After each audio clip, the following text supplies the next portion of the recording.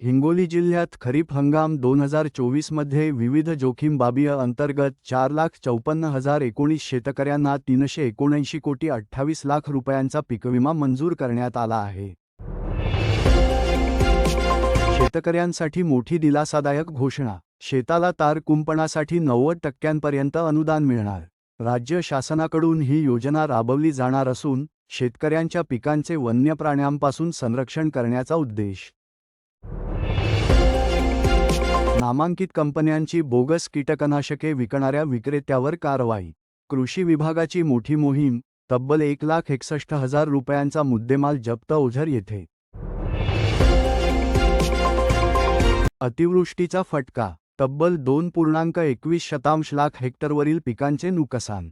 अमरावती विभागात सर्वाधिक नुकसान. शेतकऱ्यांचे मोठे आर्थिक तोटे.